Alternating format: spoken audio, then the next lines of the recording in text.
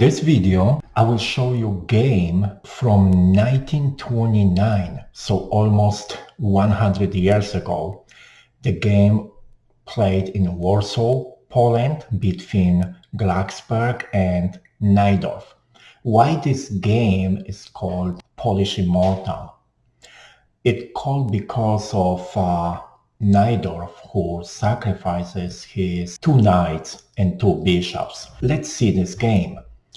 White opened with d4 and black played f5.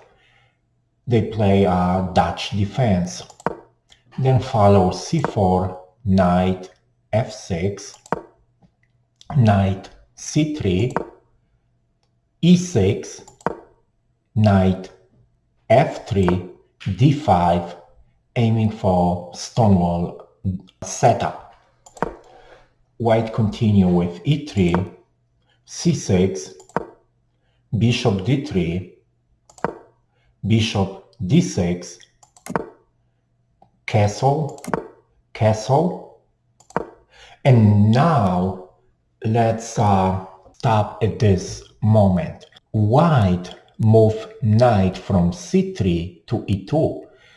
Looks like the white has idea to bring this knight to g3 or f4, and we will see the other knight will go to g5.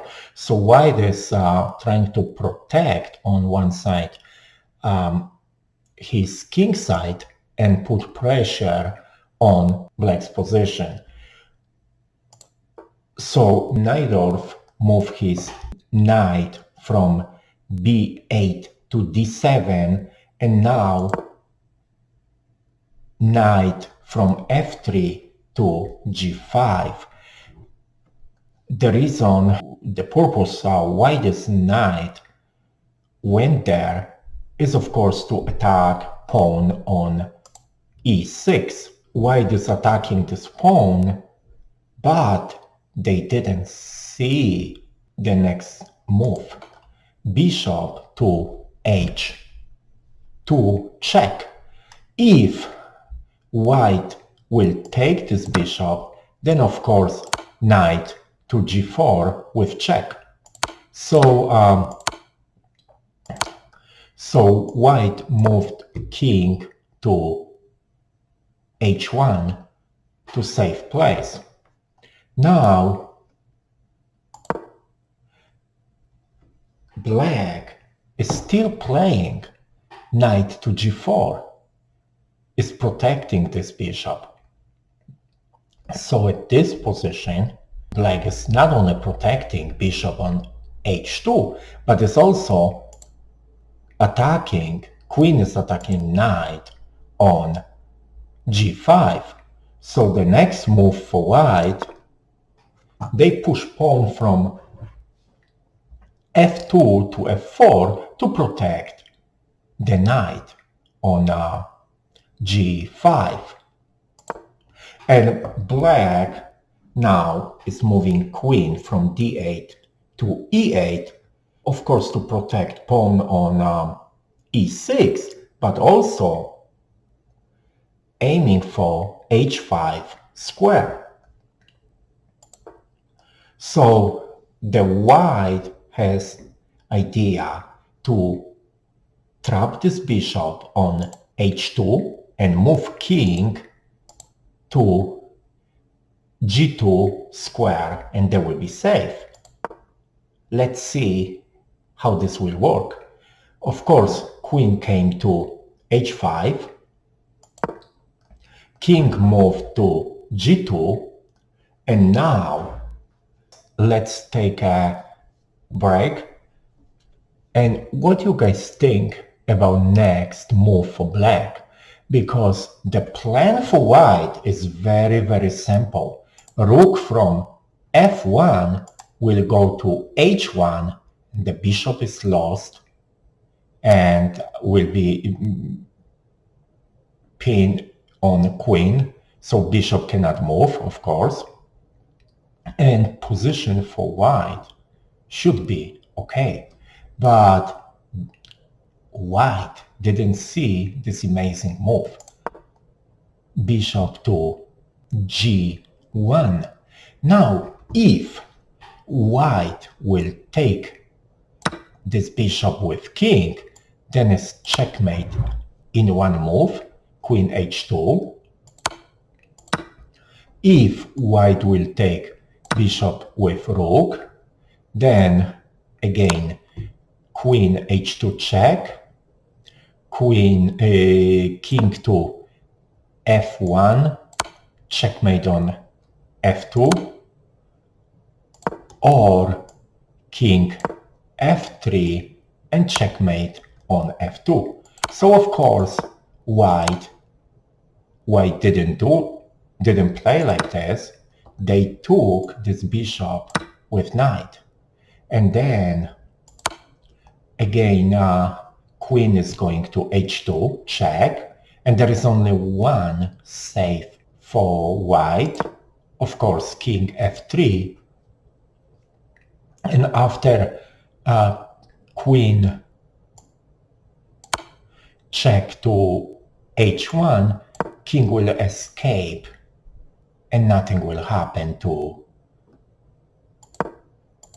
white. So there is, of course, another play. What do you think? How Najdorf play? What is his next move? Just think pause this game for a few seconds and try to find on your own how you will play this game. If you didn't find the winning move, I will show you. That's Najdorf is trying to open position, is sacrificing pawn.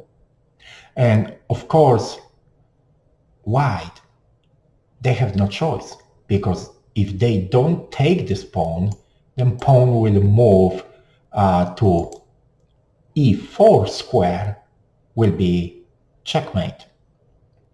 So what they did, they took pawn from d4, but now is the, again, surprise move.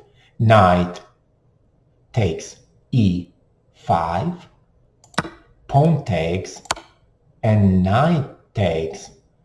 So at this moment, black sacrificed bishop and knight. Now, the king has only one safe spot, f4 square. So how we will continue? Knight g6, check. King is going back to f3. And again, black sacrificed pawn with idea to open position, to free this g4 square for bishop, and open file f5 for rook. At this moment, let's say what choice white have.